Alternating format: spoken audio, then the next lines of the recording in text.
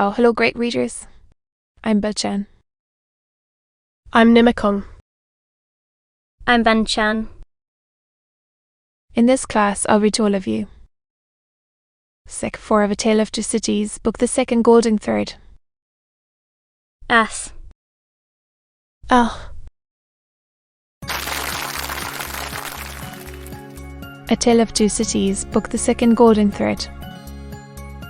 Charles Dickens. Sec 4. You don't hear much about them now, said the spy. No, said Defarge. In effect, Madame struck in, looking up from her work and her little song. We never hear about them. We received the news of their safe arrival, and perhaps another letter, or perhaps two. But since then, they have gradually taken their road in life. Oh, perfectly so, Madame, replied the spy. Going, echoed Madame. She was pretty enough to have been married long ago. You English are cold. Well, I perceive your tongue is, returned Madame. And what the tongue is. He did not take the identification as a compliment, but he made the best of it, and turned it off with a laugh. After sipping his cognac to the end, he added, Yes, Miss Manette is going to be married, but not to an Englishman, to one who, like herself, is French by birth. And speaking of Gasparda, poor Gaspard, it was cruel. Cruel? The Marquis, for whom Gaspard was exalted to that height of so many feet. In other words, the present Marquis. But he lives unknown in England. He is no Marquis there. He is Mr. Charles Darnay. Madame Defarge did it steadily, but the intelligence had a palpable effect upon her husband. Do what he would. Behind the little counter, as to the striking of a light and the lighting of his pipe, he was troubled, and his hand was not trustworthy. The spy would have been no spy if he had failed to see it, or to record it in his mind, having made, at least, this one hit, whatever it might prove to be worth, and no customers coming in to help him to any other. Mr.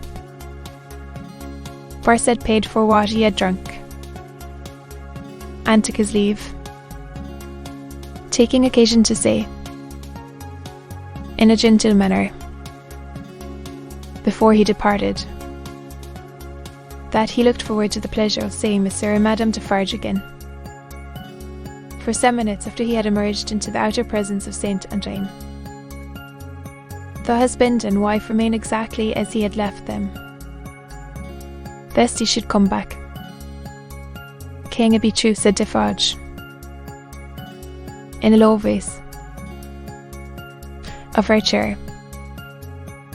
As he has said it, returned Madame, lifting her eyebrows a little. It is probably false. If it is, Defarge began, and stopped.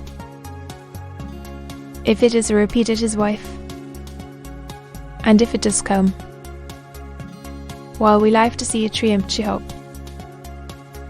for her sake. Her husband's destiny, said Madame Defarge, with her usual composure, will take him where he is to go, and will lead him to the end that is to end him. But it is very strange, you know, At least, is it not very strange to say Defarge? Either pleading with his wife to induce her to admit it. That, after all our sympathy for Mr. her father, and herself, her husband's name should be prescribed under your hand at this moment. Stranger things than that will happen when it is come, and said Madam, I have them both there, of a certainty, and they are both here for their merits. She rolled up her knitting when she had said those words, and presently took the rose out of the handkerchief that was wound about her head. Either Saint Antoine had an instinctive sense that the objectionable decoration was gone, or Saint Antoine was on the watch for its disappearance. Howbeit, the saint took courage to lounge in, very shortly afterwards, and the wine shop recovered its habitual aspect.